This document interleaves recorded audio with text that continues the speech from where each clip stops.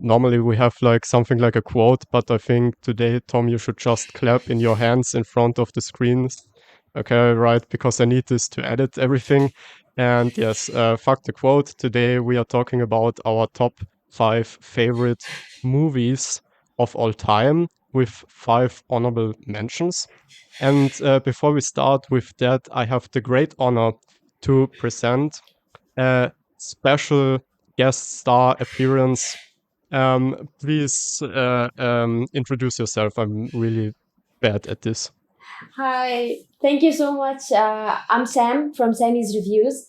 I do YouTube where I talk about everything that I like movies, albums, like everything art related. And I'm so happy to be on your channel, guys.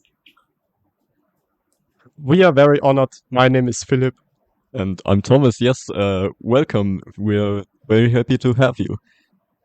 All right, and Thank uh, you. yes, this video is probably going to be a little bit too long anyway, so just start with the honorable mentions. Be our guest if you want to. Yes, what are your 5 honorable mentions? Okay, I wrote them down. I'm going to be looking down a lot because I have my notes. Okay, so my 5 honorable mentions. I think I will start with like a movie that I was so desperately wanting to put on my top 5, but I just felt like I'm more connected to the other movies. I think I will go with Persona. This movie, like I saw it when I was really young. First time I saw it, what stuck to my mind was the imagery. I just saw something that I will never forget. I couldn't fully understand the movie, but all I knew that I kind of registered in my mind that this is a movie I will be seeing a lot growing up. And the more I see it, the more like more puzzle pieces click together. I just think that this movie is indicates what is it like to be isolated, what is it like to be lonely, and it kind of does like a perfect balance between both the main characters and how they kind of merge together by the end of the movie. It's just a perfect movie. So I think I will start with Persona.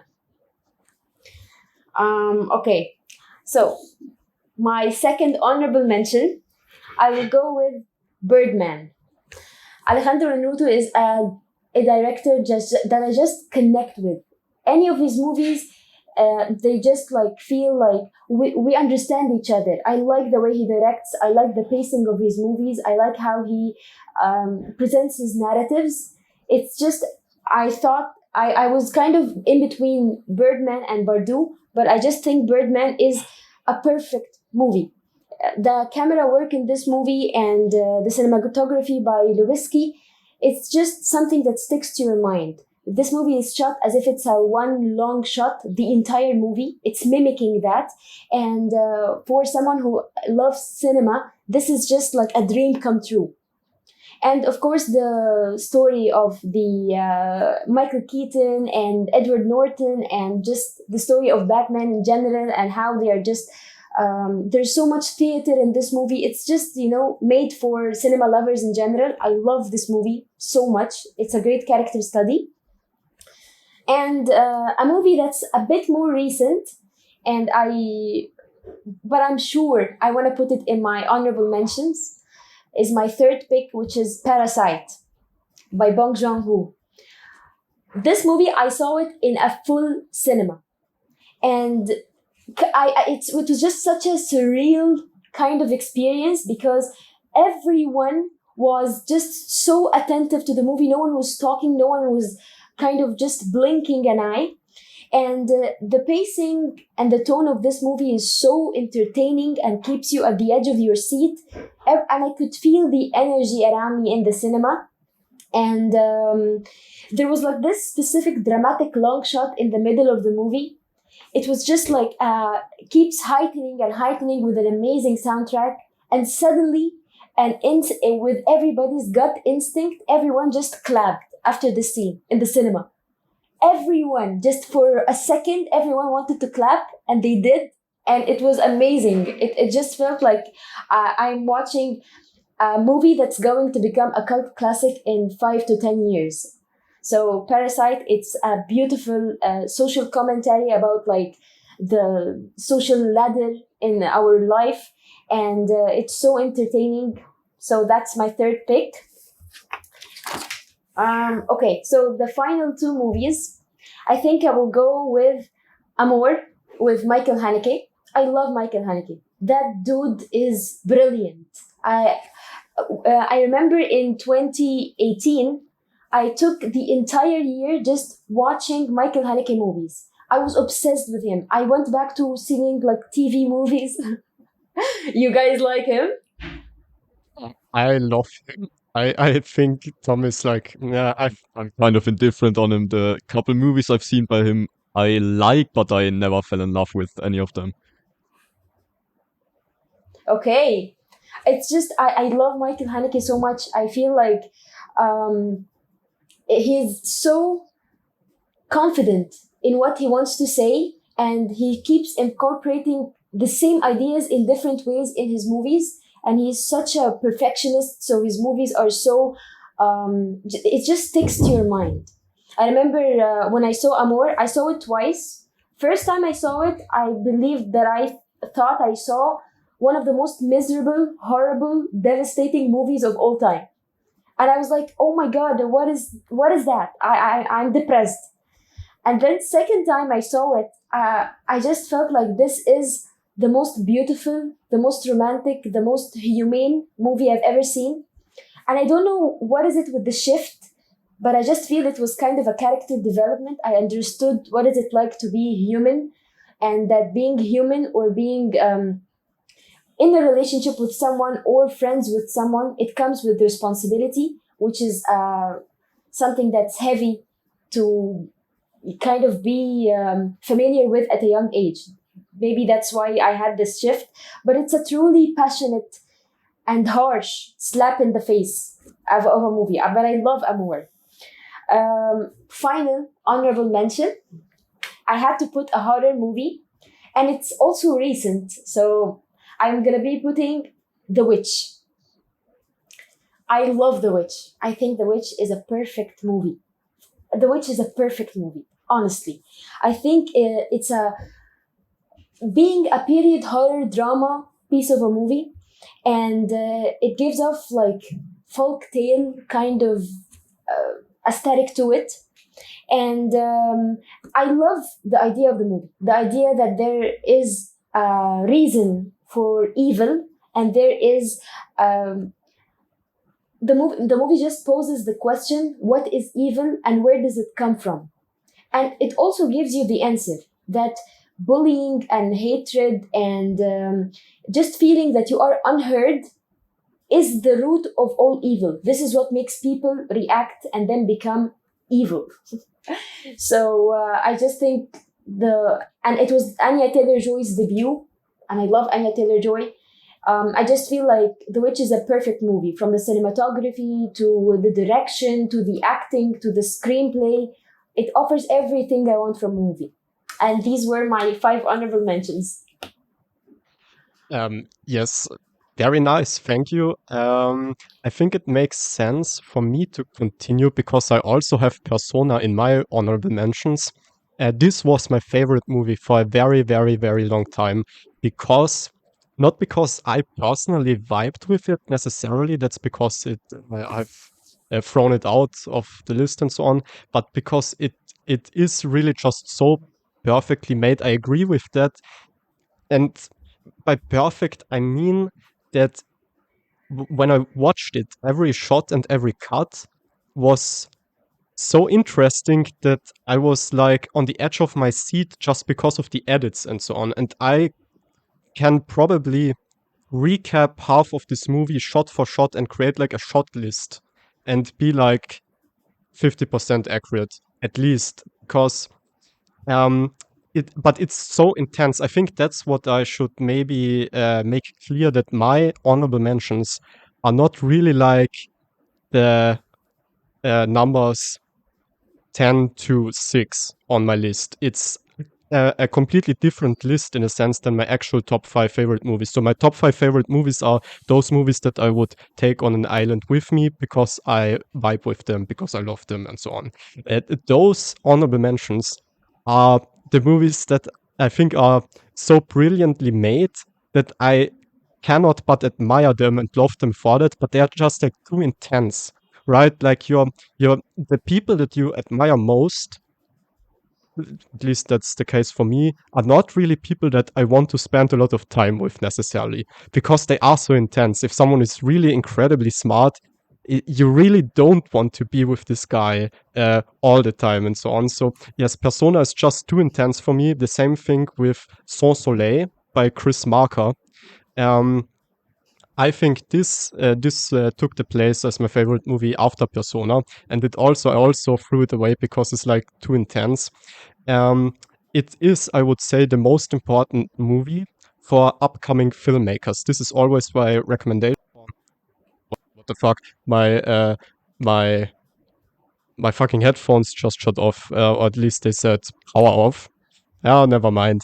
I don't uh I don't hear anything. Never mind. Let's continue with Sans Soleil. It's my number one recommendation because I think you learn pretty much everything you need to know about cinema, how the rhythm of it functions, and it's probably also the most inspiring film I ever watched because you could shoot this movie on an iPhone without any money. And so, yes, that's just very impressive. And after that, I would say something like Shandil Man, same thing, amazing movie, but I cannot watch this all the time. And also Kaschier by Michael Haneke. Okay, we are back to Michael Haneke. I love Michael Haneke. Um, I don't know if I can put it into words in like a few seconds. What I he is like. Maybe let me put it like this. He said that he almost never shoots a symmetrical shot because the beauty of symmetry is almost too vulgar for him.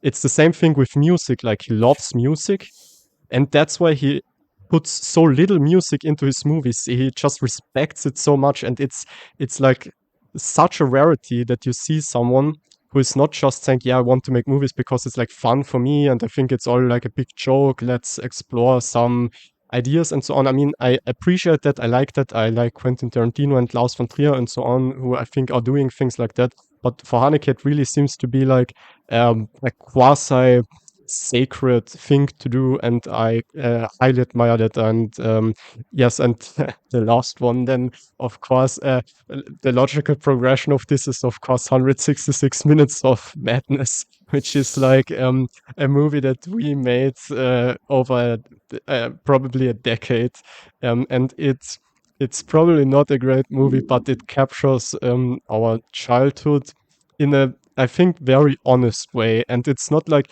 if you watch, it has a story and so on. It has like an incredibly complex story with like 20 characters plus with like multiple dimensions and so on. And there's a lot of blood and sex and all of that. So I think it's honest about a childhood in the same sense that Michael Haneke is honest about children, that children are mostly like really evil and awful human beings. And you see that in 166 minutes. And yeah, it says a lot about us. Never mind, I'm finished. Okay, so my first pick for an honorable mention is the film Mother from the year 2017 by Darren Aronofsky.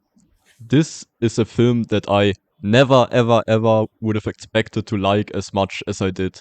I randomly watched this one day on Netflix because I thought the cover looked really cool, and this film captured me like no other horror film from this modern period.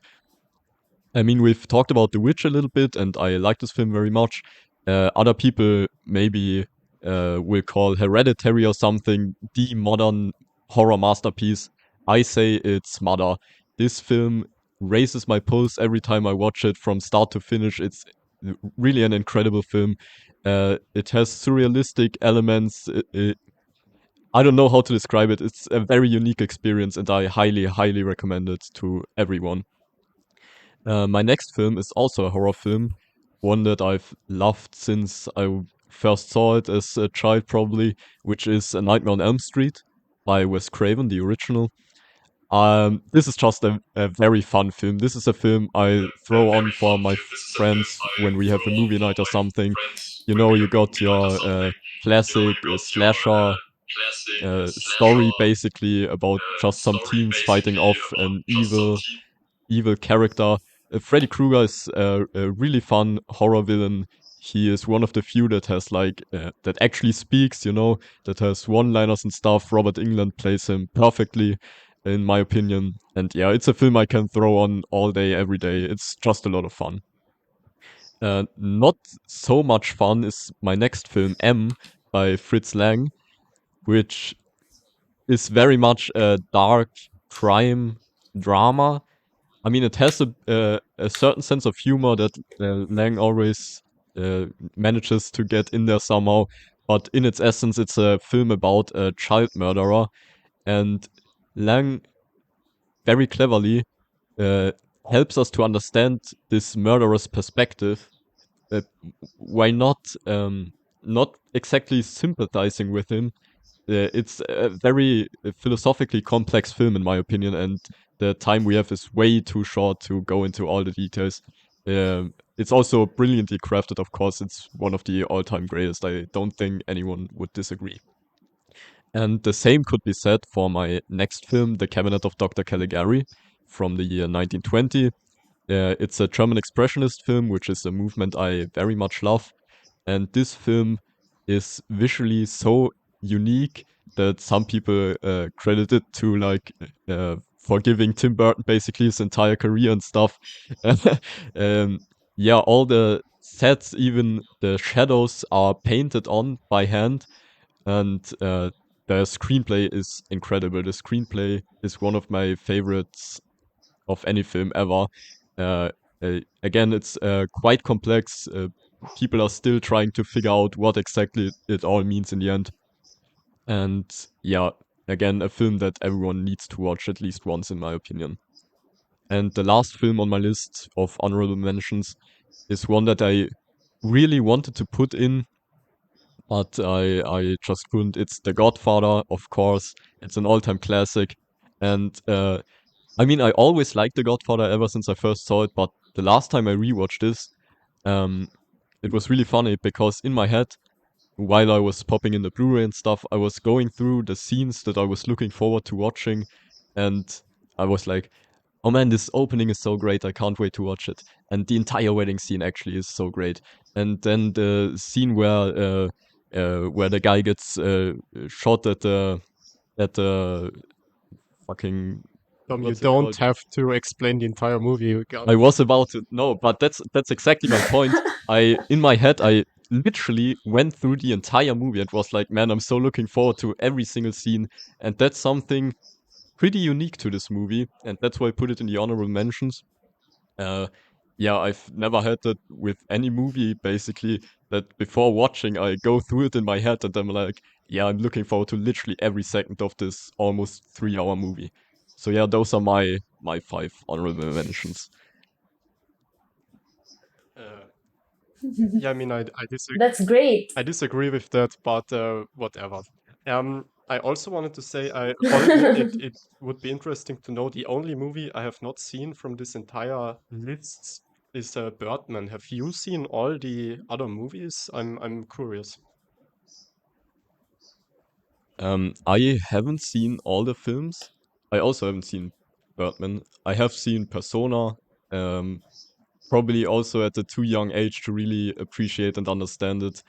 And I've also seen The Witch, of course, and I think I've seen all the films you mentioned. Right. Yeah, I've seen some of the stuff you mentioned, guys. Some of them I've only heard of them or just like I know them, but I've never seen them. But I have a question for you. What inspired you to direct your movie? Um, Old other horror movies like Texas Chainsaw Massacre and The Evil Dead, and I were not allowed to watch those movies, so I had to fantasize about what the fuck could be going on there. And so I had to make them myself because then I was allowed to actually watch them. Yeah, that's it. I mean, maybe we could. Wow. Oh, do you want to start with your number 5? Oh yeah, if there are no follow-up questions. Yeah. Oh yeah, sure. Okay. So, number 5 on my list. Okay, so I will go with Certified Copy by Abbas Kiarostami. I love this movie. I think this movie is just, it's a puzzling movie. It requires a lot from you as a viewer to kind of understand what's going on. The movie simply talks about the idea of what is an original piece and what is a copy piece. And if the original story has a copied story, does it matter which is which and where did it start and which is original? And this is exactly what's happening in the movie in terms of direction, in terms of the story, in terms of like the metaphors and allegories inside the movie. It just poses this idea that like the more you go on with the movie, the more you question the connection between the two main characters. At the beginning, you think they're just strangers, then you think they are married, then you think no, they're not married, and just the movie poses the question: does it matter? As long as you are gaining something from the screenplay and the conversations between the characters, and as long as you're seeing something that you like, does it matter what is this question? So the movie is just puzzling, it keeps posing questions and questions, and it never gives you the answer. And at a certain point, you just get the movie. You're like, the answer doesn't matter. That's it. And I love Juliette Binoche. She's a great actress. She's a great everything that she's in. She makes it 10 times prettier. And it's the movie just kind of like reflects what is it like to be inside someone's mind. They're always talking, they're always in a stream of consciousness. You can just feel the characters talking how they think. Talk, like they just don't register before talking, and it's the best thing ever because you can see how human it feels like and how improvised. Although I have read about this movie that this movie is not improvised at all. Every single thing is written to like the breath, but it feels like it's you're peeking through someone's life, that you're not supposed to see these intimate moments in the best way possible. So yeah, so this is my number 5. I would like to know yours. Well, yes, first of all, I wanted to say, great, I have not seen it. I think, Tom, you have not seen it either, yeah. I have only seen Close Up by Kiarostami, but yeah, I loved it because it seems to me, I mean, you perfectly sold the movie and I have to watch it now because that sounds really great. Is it true that Kiarostami, it seems to me, that he's like on the one hand he's exploring this super intellectual subject matters like in Close Up and so on, and also like you described it right now, it sounds like the thesis for like a French philosopher and or something like that. And um, at the same time it really feels completely improvised, especially with Close Up, with this like half of it is like a documentary. But okay, I don't want to go too deep into all of this because he actually has to drive away at some point. But that, Oh, yeah, but okay. that doesn't matter. I can continue your list. You are so predictable. Okay, we have enough time, I think, if you hurry up a bit. My number 5 is The Innocents. I don't even remember the fucking director. Never mind. It's from 1961. He's already Googling. And yes, it's like a classic ghost story. And Jack Clayton. yes, exactly. Thank you. Yes, what do Yeah. I like? I mean, first of all, it's all in all, it's a great movie. I would say it's like amazingly short and has a great plot and all of that, great music. But what I love so much about it is the atmosphere and its vibes, and I think that is the key to all of the movies in my actual top 5. is that, okay, I can appreciate the filmmaking, I can appreciate how intelligent and super cool all of this is, but this movie is a place in which I want to be in. It's not even really about the character so much, it's just the entire atmosphere, like the thoughts of this spooky castle that they have and so on. It's the atmosphere is actually perfect, I think, illustrated by a metaphor in the film itself, which is like there are a bunch of white roses, and the main character goes to these roses is saying like, "Oh my god, that's so beautiful." Then she touches it, and immediately it breaks apart. And that's like the atmosphere of this entire movie. It's so beautiful and fragile that the suspense almost comes from your fear of this atmosphere, of this paradise that you are seeing there breaking apart. And yes, it cracks open more and more like in a David Lynch movie. I know we are going to talk about David Lynch and so on. And it feels like that. It feels like yeah, it feels like a British David Lynch. All right. I think that's actually enough. It's in black and white. It's super atmospheric. It's very intelligent. It's like Shining and David Lynch, but in British and very, very, very subtle and so on. Also quite disturbing. It's also about like sexuality with children and so on. And yeah, I think there's, as in The Shining, a much more disturbing underbelly to all of it. But you can enjoy it. It's a comfort movie for me. All of those movies are comfort movies. Okay, and my number 5 actually is the 166 Minutes of Madness. I actually had the balls to put it on my list, not like you, Philip. And yeah, this is not a great film by any means, but I'm sorry. But yeah, it's obviously a very personal film to me. It's basically my childhood captured on film, which is something very unique, and I value that a lot. So probably no one else will ever put it on their top list, but for me, it's definitely on there. Uh, yeah, that's It's all. amazing. I feel so jealous. I wish I had like the time and the effort and the awareness as a child to be able to do something like that. That's amazing, you guys. Yeah, thank you to all parents out there. Give your children cameras as presents and not some toys. Yeah, I don't know. Agreed. It can work out or it can't. But yeah. Um. Wait a minute. You are already okay. All right.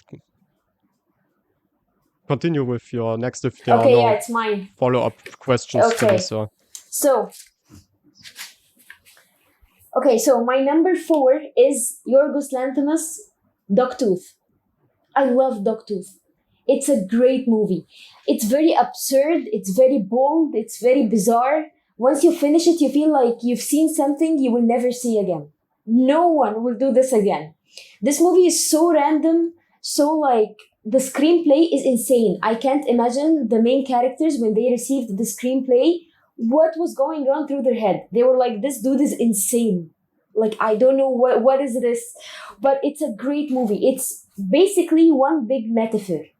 It follows like nameless main characters. No one has names. It talks about isolated children that their parents tried to like kind of isolate them from the world, and they kind of teaches them wrong knowledge. For example, the children calls the chair C. They kind of just jumble around words, and the more you listen to the screenplay, the more you just don't get what are they talking about, because they just jumble words. But this sense of isolation and sense of like distance gives this movie a bit like a feeling that it talks about like colonization and what is it like to be colonized and how you receive information from one single place, and this information might be wrong. um, and it just this movie is shot in a way that feels like it's shot as a home video, like a family home video. But the more you look at it, it feels like it's a family and it's a perfect family. But the more you look at it, you feel like there's something incredibly wrong with this family. So just yeah, Dogtooth, I love it. And the first ever critical article I wrote in my entire life was about Dogtooth and the idea of unlearning. How sometimes when you are a child, you learn something and it's engraved in your soul and personality. And when you grow up, you learn to unlearn it because it's wrong. And you kind of, it's a very heavy process. Yeah, that's fascinating. I've watched this movie today for the first time, because of this, not because of this video, because I didn't know what the pics were going to be, because this is all like super authentic and so on. No, no, no, no, no, no. But yeah, I also really loved it. I loved the humor. I loved the philosophical ideas in it. Yes, And I have not thought about this entire thing of relearning because I don't know anything about it. But I was familiar with like certain philosophical and political theories about power and so on, and how power structures manifest in language and all of this. And I think this movie is really at the same time hilarious and disturbing depiction of yes, that. And yeah, I loved it too. And it's pretty short. I think it's like 100 minutes or something. So yes, I can yeah. I can also recommend it to you if you haven't seen it. Have you seen it?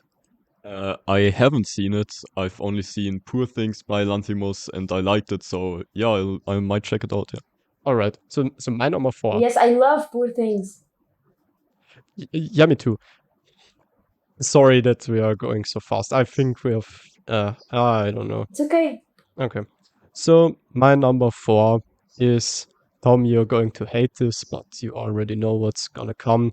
Is Black Christmas from 1974 from Bob Clark. I hope that's right. And yes, this is like a prototypical pre-Halloween slasher movie from the 70s from Canada. And it's pretty cheap. It takes place in a handful of locations, and that's one of the reasons why I love it so much. It's sort of the same thing actually as with Dogtooth. Maybe that's actually my favorite Lanthimos film now, because I love movies that can convey a very perfectionistic vision with limited budget. And so there's like a cheapness and the rawness to it, to the images. With Black Christmas, you have like, I don't know, maybe even 16 millimeter film, so you see film grain everywhere, and it's very visceral, almost like Texas Chainsaw Massacre and so on. But every shot and cut and so on feels not perfect in like a persona way or anything like that, obviously not. But it is a very artistically crafted film that's very original, and it is about this psychotic killer who is hiding on the attic of a sorority house, and he's like basically prank calling the girls there with very creepy, sexually explicit stuff that he's just spewing out there and so on. Um, and the main character is Jessie. She's like a young woman in the sorority house, and she's pregnant from her boyfriend, and she wants to have an abortion. And so they argue about all of this, and we think maybe her boyfriend is the killer and so on. But spoiler, it never really gets revealed who the killer is. He never gets found or anything like that. It's completely unresolved, and I think what I first of all, it's an intelligent metaphor. It's taking place at Christmas. It's like this holiday of family and so on. And there is the potential for a happy family there with Jessie, the protagonist, and her boyfriend and the baby and so on. But she wants to have an abortion and so on. She doesn't want to marry her boyfriend. So this entire movie is almost like a perverted childhood memory of Christmas. And it really feels to me like my childhood memories of Christmas, because they even play this song, which is, I think, even an Austrian song, which is Where We Live, this Stille Nacht, heilige Nacht, alles schläft, la la la la. And yes, and it's very nostalgic for me in that sense. And also, this entire movie is filled with this perverse sexual violence. And it's everywhere. And I think it's completely underrated, this movie. It takes place almost in a heightened parallel poetic universe. I think you should watch it again. Every scene in this movie has is implicitly drained with sexual violence and perversion. For example, there's like a scene where you have like a Santa Claus who is just sitting there with a child on his lap, and then he says like he's drinking like alcohol, giving alcohol to the child, and saying, "Ho ho ho, shit, ho ho ho, fuck." And every scene is like that, and I think it's actually funny. Again, everyone has to laugh at this, and then you think a little bit about it, and then you think, oh wow, this is actually really messed up. And so I love the atmosphere of it. It's creepy, it's disturbing and perverse, but it's also really funny, I think. I can laugh about all those stupid side characters. Also, the old lady, the home mother of the sorority house, looks like the main actor from 166 Minutes when he was 12 years old. And this is not a joke. It's like this 50-year-old woman with makeup on. He looks exactly like him at 12 years old. And I am going to make this the thumbnail of this video so that everyone can see it. And your face. Okay. Yeah, I mean, I don't hate Black Christmas, just to make this clear. I just don't like it that much. I think it's kind of boring, and the killer is pretty pathetic. And yeah, do you have any thoughts about this film? Have you seen it? No, I haven't, but that sounds amazing. I have to see this. Okay. Then I'll go on with my number 4 pick, which is The Invisible Man by James Whale from the year 1933, the original version of The Invisible Man. This is maybe my ultimate comfort film, maybe.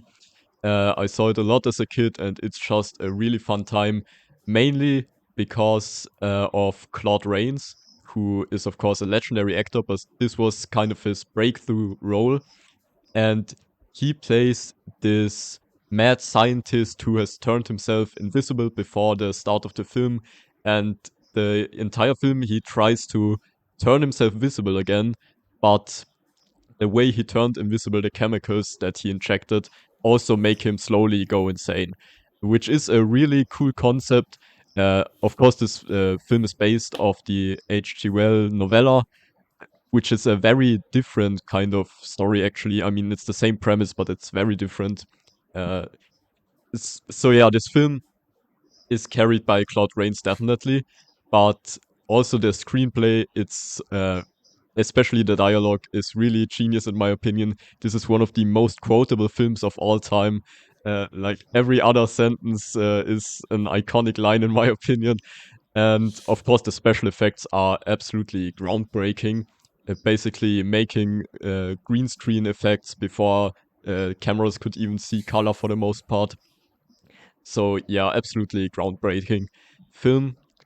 James Whale is also one of my favorite kind of horror directors. He also made Frankenstein and the Old Dark House and stuff. He always has this certain sense of humor that's probably best seen in his casting choice of Una O'Connor as a lady at the bar who is totally over the top. She plays it ridiculously, but it somehow works within the context of the film. Yeah, this is one I also could throw on every day and watch it probably twice in a row because it's just a lot of fun. So yeah, what's your guys' opinion of the film? Yeah, I love it too, of course. I mean, yeah. No, I haven't seen it too. But Um, that also sounds amazing. Like I would definitely see that. This premise sounds amazing. sure, yeah. It's great. It's only an hour long, I think. So it's incredibly short and entertaining watch, I think. Yeah. I'm going. Oh, it's your turn, actually. Oh my god. Yeah. Okay. Okay. So my third, I think we're number 3 now. Third movie, I will go with Eraserhead by David Lynch. David Lynch is my guy. It's just I love that man. I love him so much. Like every single thing that's inside his mind is fascinating, honestly. And I love Eraserhead. I think Eraserhead is a perfect movie in every single aspect. I've seen it like 8 to 9 times. I know it every single scene, and I used to have the guy from Eraserhead as my wallpaper for the longest time. It's just an incredibly inspiring movie, not only because of the movie, but the story behind it and how it took him almost a decade to direct this movie. How like he was literally just saving a little bit of money, going like to just shoot one scene, then go back to his house, save a little bit of money, and there was like a huge gap, almost years between each scene and scene. Yet the movie doesn't feel like that. It feels so smooth and so like, you don't feel this gap.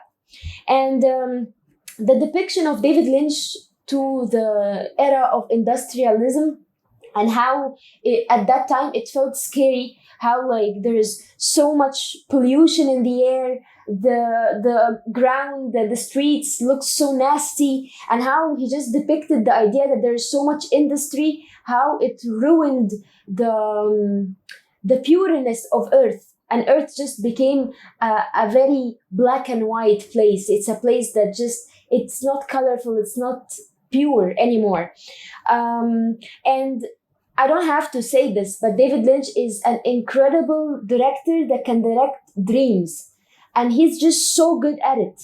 Like, he is fascinated by the idea of dreams, and how dreams is the only way where you and I are completely honest, because there is no filtration. Our mind is the one who's controlling what you can see. And how like your subconscious is so messy, it kind of just jumbles around a mishmash between memories, future thoughts, past thoughts, insecurities. All of these things just kind of comes in a form of a dream. So your dream is the only way your body is communicating with you.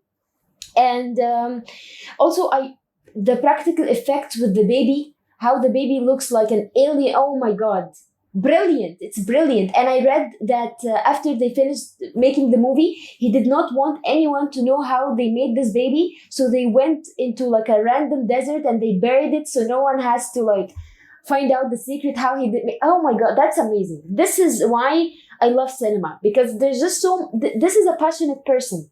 This is someone who just like loves cinema.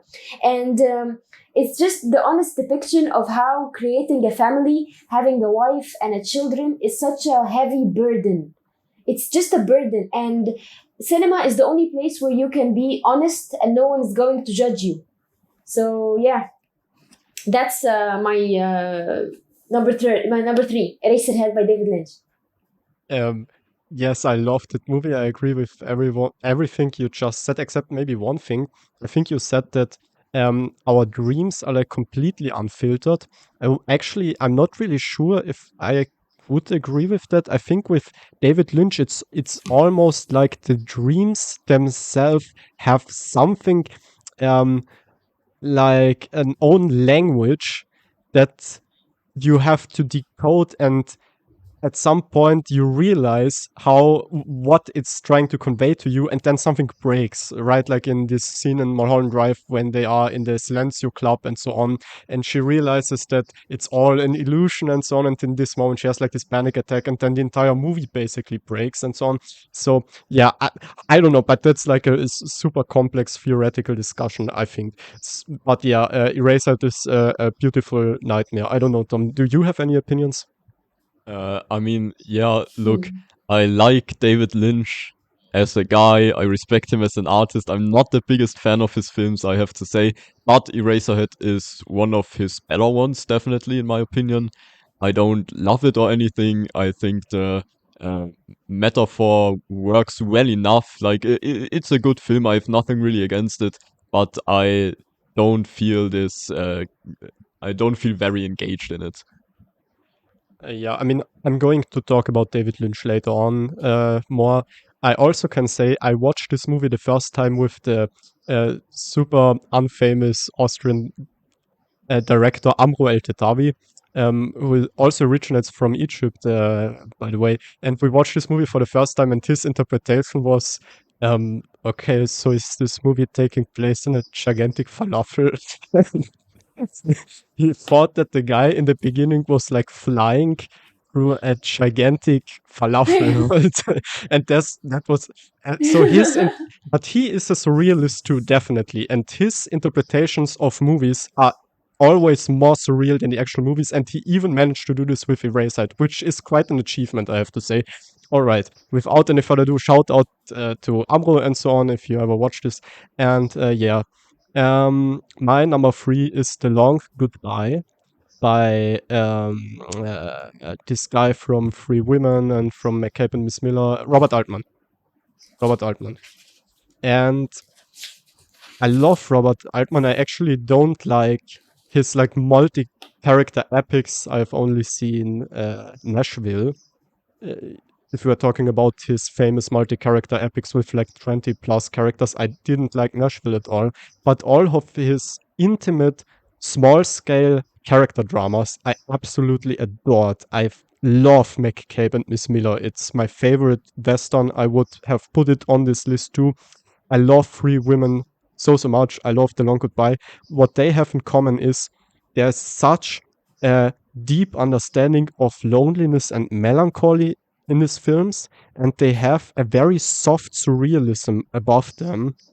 And I chose The Long Goodbye, which I think is probably the worst movie out of the three. Three Women is probably the best one, I would say. The Long Goodbye has this amazing cynical humor going through this entire movie. It's not a comedy. It's just forgetting that it's not a comedy. It's funny throughout, I think. It's about this. It's like a detective thriller, basically. It's a neo noir movie from the 70s. And you follow this detective, Philip Marlowe, and he is this loner, this lonely, completely rundown character.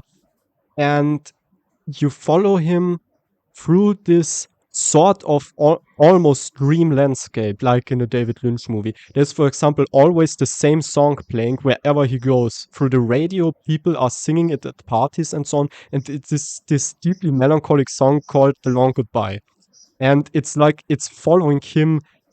The entire movie is full of it.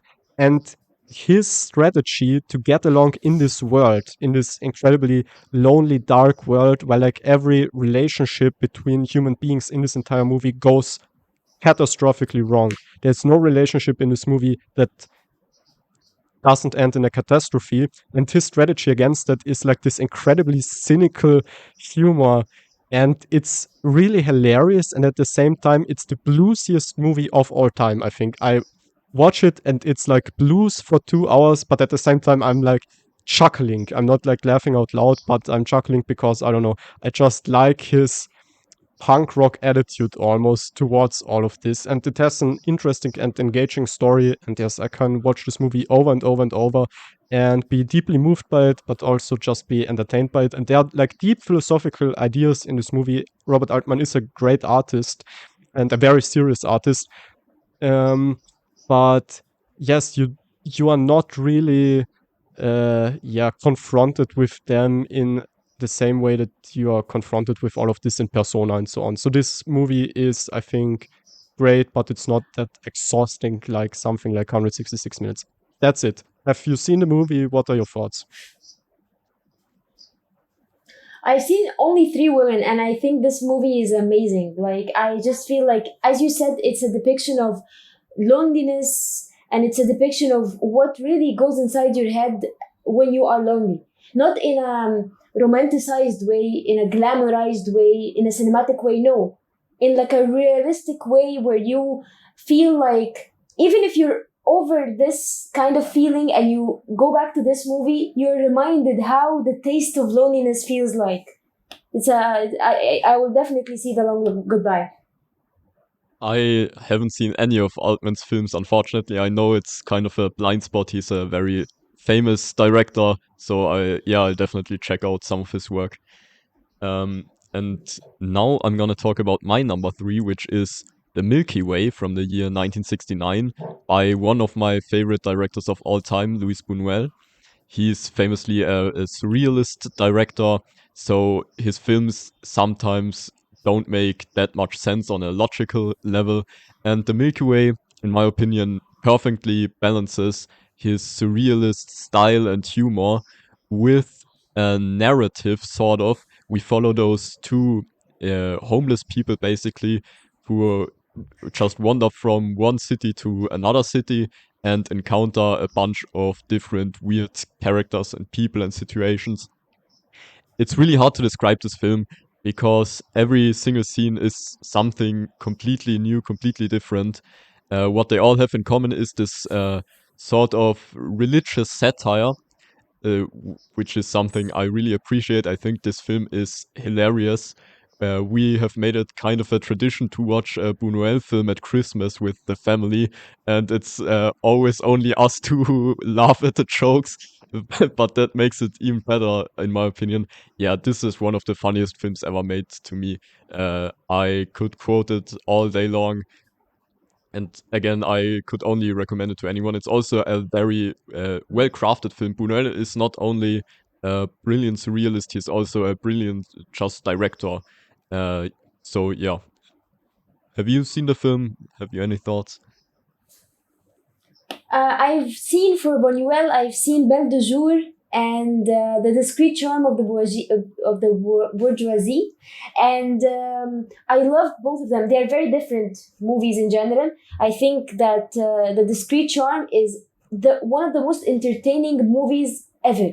Like the screenplay in this movie is insane. You feel like it's a masterclass on how to write screenplays for this many like this amount of people inside the scene.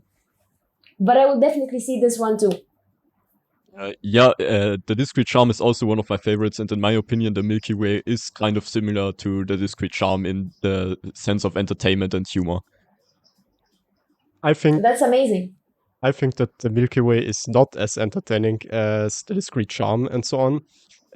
But yeah, I love Buñuel too, of course. I think what's so great about Buñuel is that he is this completely crazy and insane individual if you listen to interviews with him and so on. And he is like this uh, original surrealist who like worked with Salvador Dali and so on. But his movies, especially those late movies, they almost feel like TV movies. If I would catch one of those movies on television, I would think that this is like, I don't know, a Columbo episode almost. And then suddenly, for example, in The Discreet Charm, he would cut to like an extreme close up of someone and they're like just saying, okay, let's serve the tea. And then he cuts away. And you think, what is he doing? So he kind of fools you and makes you think that this movie is sort of normal, but it's not. And that's what I very much appreciate. Uh, but yeah, it's your turn. If yeah, Okay, we're down to two movies. Okay, my next movie, some might say it's a cliche. Like everybody who loves cinema will love Fellini's Eight and a Half. But even if it's cliche, I love Eight and a Half. It's a brilliant movie. It's a love letter to filmmakers. It's a love letter to cinema. And it's true cinema. It's a sneak peek into what goes inside the mind of an artist, someone who's like, has dreams and hopes and criticism about himself. And it's just a very honest depiction of like the harshness of how artists talks to themselves. And it's truly a unique cinematic experience. I saw it in the weirdest way possible. There was one random screening here in Egypt in an opera house. So there was like this beautiful opera with like 1,000 chairs and like this huge like screen, and everyone was down sitting like watching Eight and a Half. It was like so surreal, and the opera kind of elevated the experience of the movie with like the red curtains, and it's so dramatic. And I think Eight and a Half is the most influential movie on all directors like that came after Fellini. Like I just feel like the confusion of an artist and how the mind of an artist is so chaotic and messy, and the artist himself doesn't understand his thoughts and doesn't understand his beliefs, and that's okay. The movie kind of just tells you it's okay to be confused. And and this is depicted through the hallucinations in the movies. And this movie really needs you to see it a few times. The first time I saw the movie, I was like, what the heck is that? Like, I don't get anything. I have no idea, like, who even is like, who are these people and what are their connections to each other? Because it's just such a dense and layered movie, and it requires multiple viewing in general. And it's just really like honest. Like, it's just someone who, artists in general, they like to have a facade to kind of like build a persona of themselves. But this movie kind of breaks this persona. It pushes the boundary of what is it like to be a true artist. And being a true artist doesn't mean that you are successful with lots of money and lots of fame. No, it means that you are self-critical, you're confused, you're doubting yourself every single day, but you know how to get up again, you know how to like get yourself back on track in general. So 8.5, Fellini's 8.5 is perfect for me. When you started out to describe what an artist is, I thought, hey, that's me. And then when you continued with this, but he can build himself up again, I thought, no, no, but I have seen this movie, but only once, and I think it's the same for you. And so I think this effect that you described, I think you're dead on that, because I was incredibly confused by this. I have seen a lot of a few movies, like 5 or 6 by Fellini, and I don't know, I just don't really vibe with him that much. I have seen La Dolce Vita maybe like 5 or 6 times, and I get it, like it's brilliant and so on, but I don't know. I just think La Dolce Vita is too long, but I mean, I like surrealism, and I like to explore the creative process. So maybe I would like 8.5 more if I watched again. I mean, I think it's a great movie. It's a great masterpiece and so on, and it's super creative. But yeah, I don't know. I can't really say much about it because it has been a long time ago, and I can't remember half of the movie. So I don't know. I liked it, but I was confused, but I was also definitely stunned and intrigued. I have nothing to add to that. I think you guys should. I think you guys should see it again, honestly, because like the more you grow as an artist, the more you can see yourself depicted in this movie. For sure, for sure. I'm gonna do that. Right, great. Okay, you're number two. All right, so my number two is Wild Strawberries by Ingmar Bergman, my favorite director. For sure, for sure, he should have won a Nobel Prize for Literature, because holy shit, his screenplays are absolutely insane, and he wrote like a lot of them. That Bob Dylan has a Nobel Prize, and I don't want to go into this. I like Bob Dylan. I think he's a great songwriter and so on. But man, you really should have, you really should have given one to Bergman for sure. And yes, I took Wild Strawberries over Persona, even though I think Persona is ultimately the better movie, in the sense that every shot and every cut in Persona is like fascinating and worth studying for hours probably. And in Wild Strawberries, there are almost like only a couple of shots and scenes that like really stuck with me. For example, there's this great shot where this old guy Isaac Borg, who is brilliantly played by Victor Sjöström, is sitting in the car, and he plays this old doctor, and there are like these 3 young people, and they applaud him for having figured out the meaning of life and something like that. They say something like that, and then the camera moves to him very slowly, and at the same time all the lights go out around him, and everything around his face gets like dark, and that's like a great expressionistic shot. But other than that, I think this movie is just great and brilliantly directed, but it's not like on that intense level of Persona. But yes, what is this movie about, and why do I love it so much? It's about this old guy, Isaac Borg, and this is like for me a totally me character. It's like this old guy who is fed up with the world, who gets like admired by everyone, but he can't really um get anything out of that anymore. And he is on this road trip. This is also the best road trip movie of all time. And yes, he's just reminiscing over his past, his life, his family and friends. And I cannot go too much into the details of all of this because this movie is under 90 minutes long. And it has probably almost like a dozen character and more characters. And all of them, even though some of them only appear for a few minutes, you know them after those few minutes, and they are written with more depth and poetry than some characters who are like the main characters of like 2.5 hour movies nowadays. Because Bergman is just that good at writing. And yes, it's just such a heartwarming and also existentially dense movie. And I really cannot describe it. It's like this old guy and he's like dealing with death and with his past. It sounds like a cliche, but yes, you just have to watch it, I guess, because it's already so dense that I cannot condense it any further. Yeah, I also absolutely love this film. I think it's a work of pure genius. Absolutely highly recommended. And Victor Sjöström, for those who maybe don't know, was actually another Swedish director who directed a lot of famous silent films. And Bergman was a huge fan of his, so he cast him in this film, which is a really strange tradition. I won't get into that too much. Have you seen Wild Strawberries?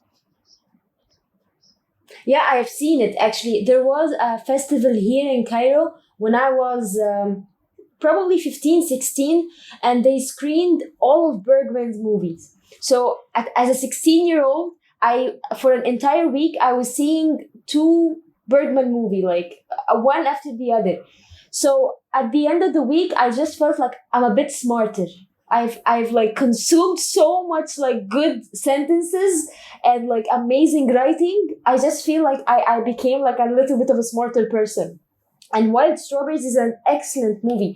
And yes, the writing of Bergman, his movies feels like a respectful piece of literature. Like you have read something that's just so well written, characters that are so well rounded, that they have a past, and you can see them. It feels like they are living in an alternative world, and you just peeked through a little bit of their life. But they do exist before you saw it and after you leave the movie, in the best way possible. So yeah, I love Bergman. He's like probably the best like writer in general.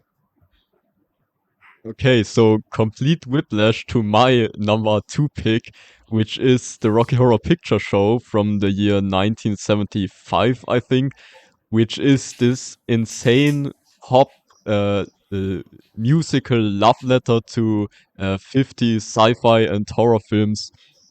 Uh, it's basically about a white straight couple from 70s America who strand at a weird castle which is filled with a lot of queer people, so to speak, uh, in the truest sense of the word, just unordinary people of different sexual orientations and stuff, and they get their whole world basically shook. And this film, in my opinion, is unironically one of the greatest films ever made. In the same sense that, like, an Andy Warhol painting might be one of the greatest paintings ever made. It's the epiphany of pop art, in my opinion. Also, I really love the music.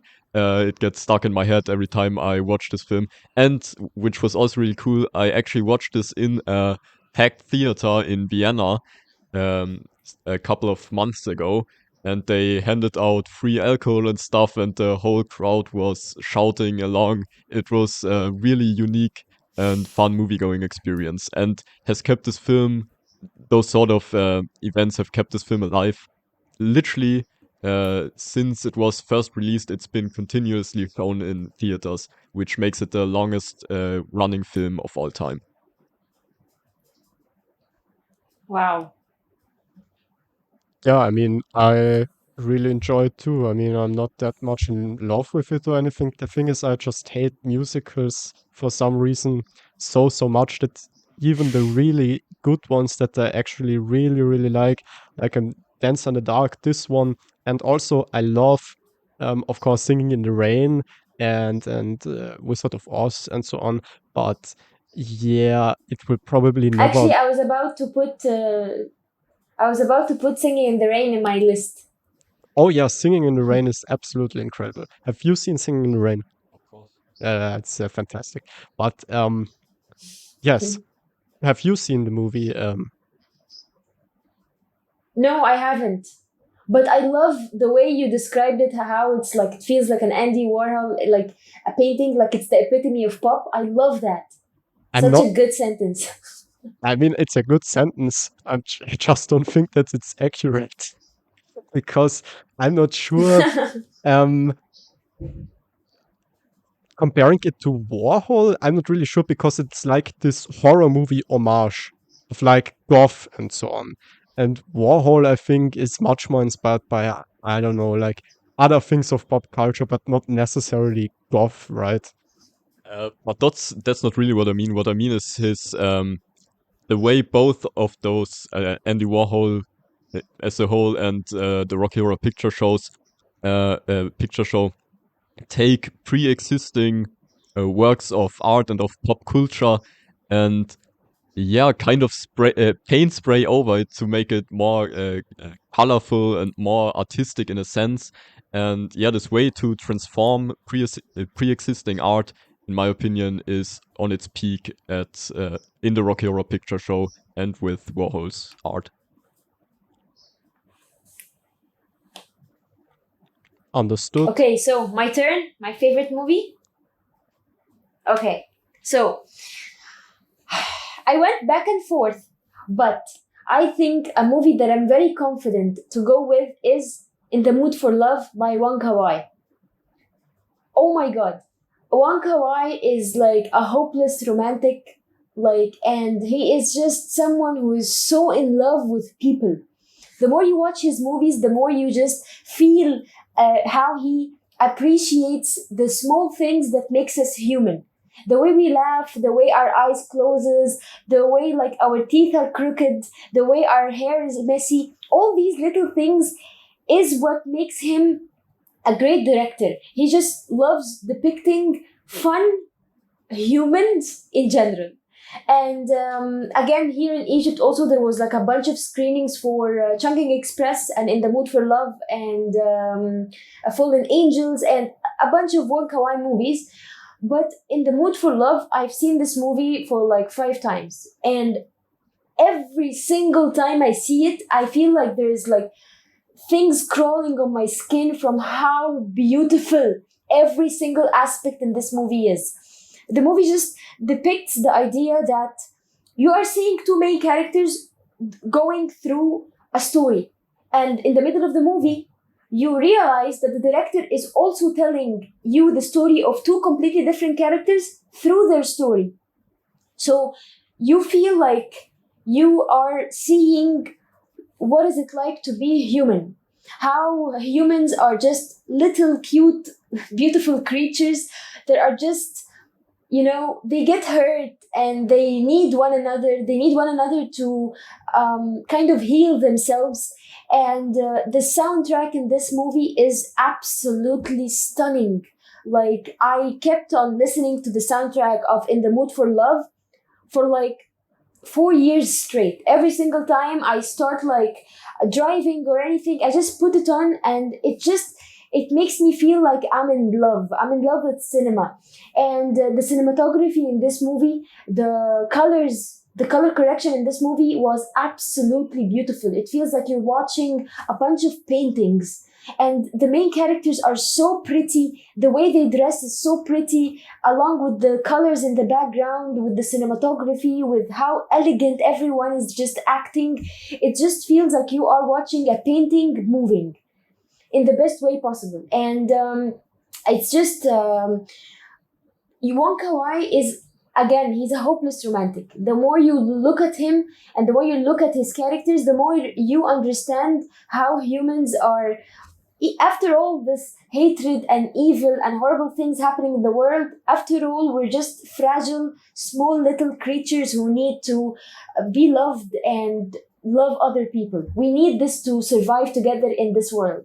So, In the Mood for Love, absolutely perfect movie. Wong Kar-wai, he's just, someone who's really, really, really good at making you fall in love with humanity all over again. The way you describe this movie, I think, is brilliant, and I have seen it once.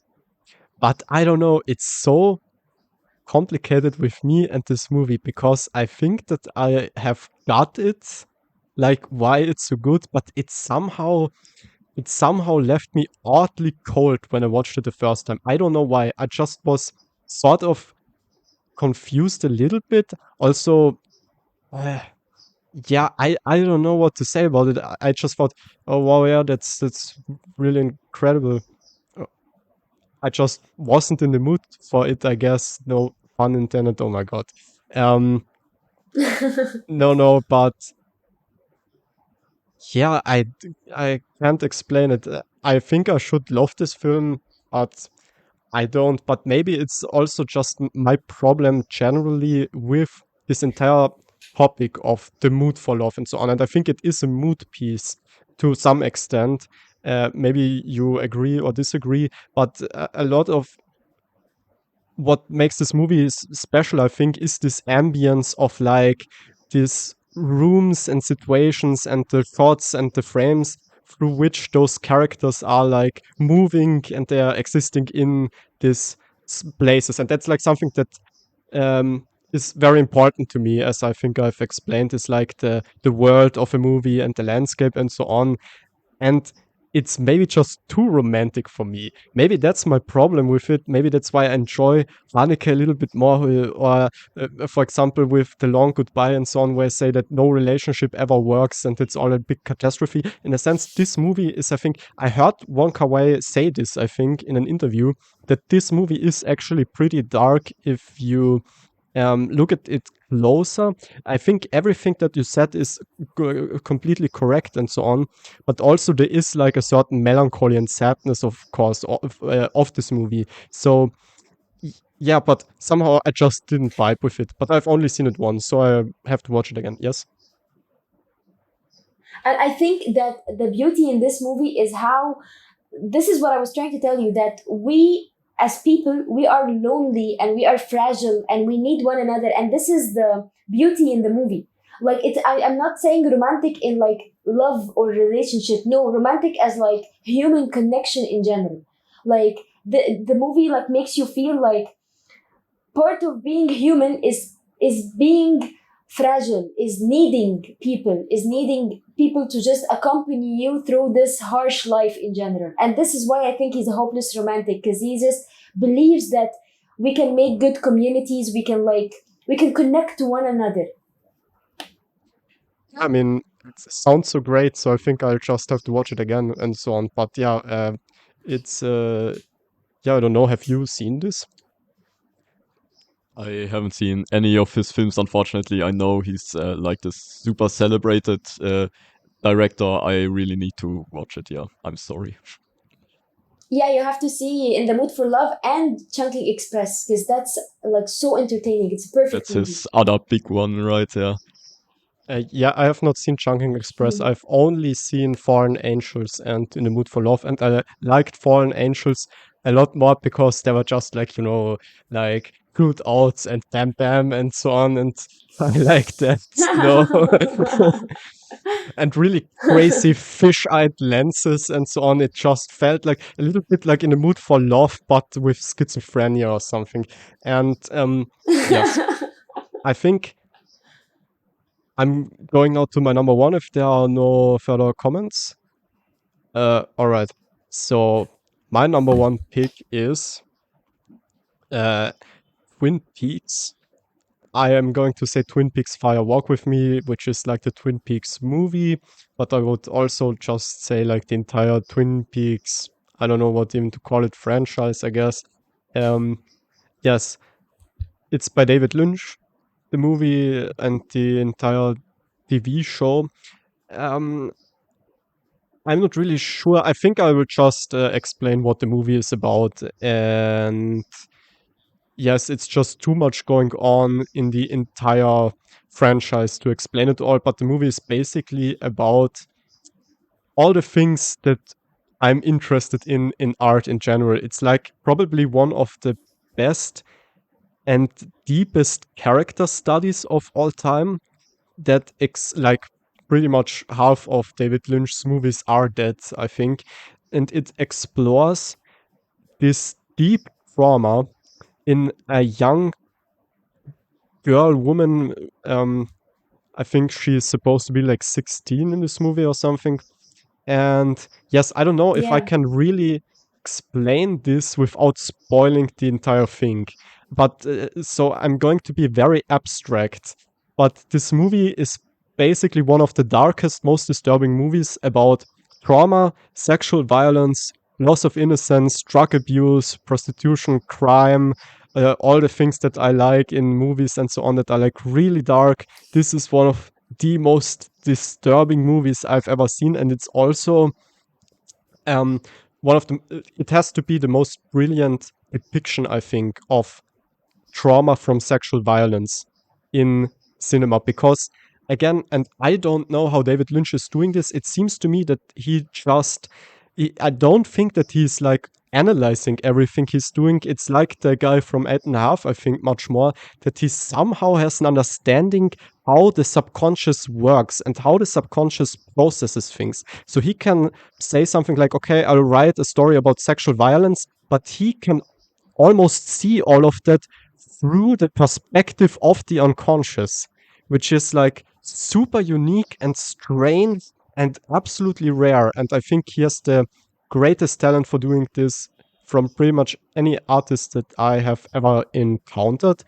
And yes, this movie is at the same time super disturbing, one of the most beautiful films I've ever seen. I have to say, the last moments in this movie when she's like laughing into the camera and so on, it has something cosmic and transcendent to it. I think this is almost a cosmic horror movie in the sense that we are in the subconscious of this person, and so the entire cosmos that we are seeing is this terrible nightmare that she is in. There's also a great metaphor in it that is so almost that is cosmic, yes, when she's like asked, what do you think if you're like flying through space? Would you get faster or slow down after a while? And she says you would go faster and faster and you wouldn't feel anything for a long time. And then suddenly you would burst in flames. And that's exactly how like trauma functions when it comes up again and so on. And you don't realize maybe that you have been traumatized for a long, long time. And then suddenly something snaps, you get triggered and you have a panic attack or something. And David Lynch, I think, understands this entire process so much better than pretty much anybody else. And it's also one of the funniest movies. For me, I don't know, those first 30 minutes, you follow those quirky FBI characters, and I just vibe with the humor. It's surreal, it's utterly disturbing, and it's funny, and it's a comfort movie, oddly for me. It starts out as a comfort movie, then transforms into a completely horrific, harrowing experience, and ends with something that's super transcendent. Like, yeah, I don't know, how can you describe transcendence like an ego death on mushrooms? All right, I think that's enough, and you will have to watch the movie if you want to know like the actual details and plot elements, but I cannot explain them without spoiling the entire thing. I mean, to me, fire apparently didn't work with me because this film left me cold. It didn't have any of the effects on me that you've described. I mean, maybe I really just didn't get it when I watched it. I've also recently watched the Twin Peaks show, at least most of the first two seasons. I don't see the appeal. Like, to me, this is a slightly above average mystery show. Nothing special. I'm sorry. I love Twin Peaks in general. Like, I just love Twin Peaks. I think Twin Peaks is so entertaining, and because this is like the only time we see David Lynch have like the time to like draw huge storylines and huge connections between the characters. He just does it so well, and there's always like an underlying layer of humor that makes the TV show so entertaining. Like, for example, remember the random dude that just comes out and he's like, light, light, light, light. And then, like, that means something as you go on with the TV show. It's amazing. And the amount of drama that happened between David Lynch and the producers in the middle of the TV show, and how he came back again. It's just, he really believed in this idea. And I love the movie. And there's David Bowie in it, which is amazing. Yeah, I think David Bowie is actually really pretty random, I have to say. But again, he's also funny. But yeah, Tom, I completely disagree that Twin Peaks, the show, is slightly above average. I think that's also just an artistic masterpiece. And maybe we should explain again, um, in a similar way as I've explained with The Innocents and so on. The TV show is basically the entire concept. What David Lynch is doing in many of his movies is he is establishing a genre, uh, playing with the genre conventions, and with Twin Peaks is like just like a soap opera sitcom, right? And that is basically, I think, the conscious mind of those people in a sense. Like, it's the place that's organized. You know what's going to happen. It's a soap opera. It's structured like a soap opera. You and then it breaks, and the subconscious, right, like the Beatles in Blue Velvet, break out of that. And that's what David Lynch basically connects the cultural subconscious and consciousness with the personal consciousness and subconsciousness. Somehow he's able to connect those two things super seamless. And no, I don't think that Twin Peaks is slightly above average. I think every shot in Twin Peaks is already about all of those things like sexual violence and trauma and so on. You just don't feel it yet because you're not yet uh, burning, or the show is not yet there. But it's moving constantly, and there's always something off with about it. For example, this entire thing about the gum and so on, how they catch at the end the killer, and it's just by the FBI agent is just saying like something about gum, that the gum is coming back in style, and then the killer says like, yeah, I used to eat like that gum as a child. And it's immediately clear, oh yeah, he was sexually traumatized as a child, and there's no further explanation for any of this, and it immediately gets through to you. It's one of that's completely genius. Who else can do something like this? Who else could do a reveal of the past traumatic experience of a character by a dialogue scene like that in 30 seconds? That's incredible. Okay, let's shut up about that if no one has anything more to say about it. And yeah, I don't know. Have you something to say? Do you agree with No, no, mine? I'm good. Okay, Tom, let's go. I definitely believe that Twin Peaks is perfect for me. It's not above average. It's really, really, really well made piece of art in general. The second season, I think, gets really bad and really unnecessary. And then David Lynch returns, and that's when literally the last episode of the second season gets like brilliant again. Yeah, I know I'm in the minority with my Twin Peaks dislike somewhat. Anyways, my number one film is Metropolis from the year 1927 by Fritz Lang, which is basically the reason why I didn't put M in my top 5, because I knew I was going to talk about Fritz Lang anyways.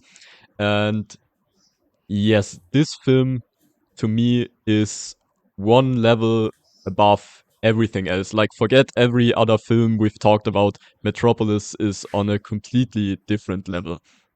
It's basically um, in a sense, I want to make this comparison to the Bible, which was obviously an inspiration for Metropolis. I'm not a religious person at all, but when someone talks about that book, you basically know they are talking about the Bible. And to me, if someone would say that film, that would be Metropolis. It just has this status to me of being at the top of the entire art form. And it's really funny because the first time I watched this film was basically in the worst way you could ever watch a film. I just had my old ass laptop next to my bed. I was laying in my bed, passively staring at the screen and falling asleep halfway through. And when I woke up, I didn't know anything about the story. I couldn't tell you what any of the characters' names were, but I still had in my mind engraved that this was the greatest film I had ever seen. And this really speaks to the subconscious in a way that David Lynch never could.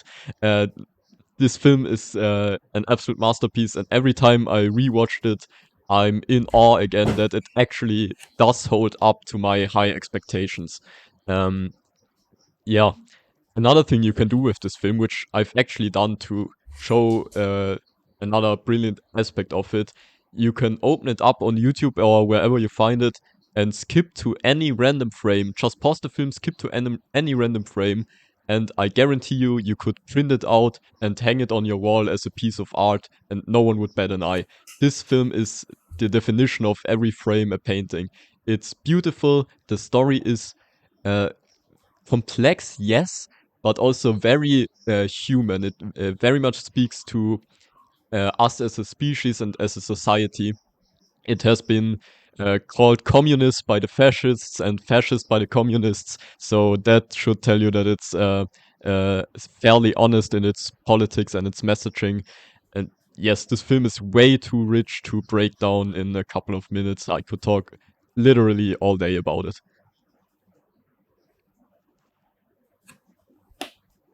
Well, um, yeah, I also like it. I think it's great how you watched it on a fucking laptop and fall asleep and then woke up and thought, "Ah, this is to be the best movie." Are you sure that you haven't had like, how is it called? If brain bust? Yeah, I don't know. That's a very strange story. Um, yes, I agree. I have only seen it once, and it's a long time in the past. And I don't know, I just don't really like silent movies. That's it. I've seen Metropolis and I think it's a great movie. As you said, if you pause this movie at any given point, you will get a wallpaper that's like a painting. That's like a something that you can hang on a wall. It's a piece. And there's like this random thing that happened here in Cairo. There was like a video festival where like you can wear a VR and you can look through like very beautiful things. And then one time I went there and I put on a VR and then I saw scenes from Metropolis. It was so random. And then when I went home, I was like, what is this? What are these beautiful scenes? I would like to see this movie. I saw the movie and I just thought that this is the epitome of cinema. Like the way this movie looks, the way like it's so innovative from like I can't imagine this movie is made so long ago and still stands as if it's made like today. It's so well made, it's so beautiful, it's so artistic. It's a great choice. I mean, I can't really add anything to that. It's surely a great masterpiece and blah blah blah, and I'm super overwhelmed by it. It's probably just that if I my problem with it is just that it hasn't this psychological depth to it, if that makes sense. So yeah, that's pretty much it. I like art that makes me feel like I don't know, I tap into something of myself that I wasn't aware of previously. And I'm not really sure if this movie is giving that to me. So I would say that this movie is great, but it's not a transcendental piece of art for me, if that makes any sense. Like, I cannot imagine watching this and being a different person afterwards. And that's something that I think for something like Twin Peaks can actually work. But I don't know. That's just me personally. That's not even like a real criticism of the movie. It's just yeah. But I still love it. Yeah, I mean, to me, it's absolutely a life-changing experience watching this film, and I do think it's psychologically interesting In a sense, it's about more about society as a whole than any individual's psychology. But you know, Philip, you as a student of philosophy should know that Hegel sees the entirety of mankind as one big conscious being, and in that sense, of course, this film is very psychological. That's questionable, but yeah, we can argue about that all day. I'm not an expert on Hegel or anything like that. Mostly because you borrowed my only book that I had from him and haven't returned it for like months. So Just like with Twin Peaks, you will have to wait for the return. And if no one else has anything to say, I think we can come to an end after this episode that's feature length, actually. Yeah, it is. So yeah, I had so much fun. Thank you, guys. thank you so much for joining us today. It was an absolute pleasure. And yeah, goodbye. yeah, thank Thank you you. so much. Yeah, I have nothing else to say. Thank you too.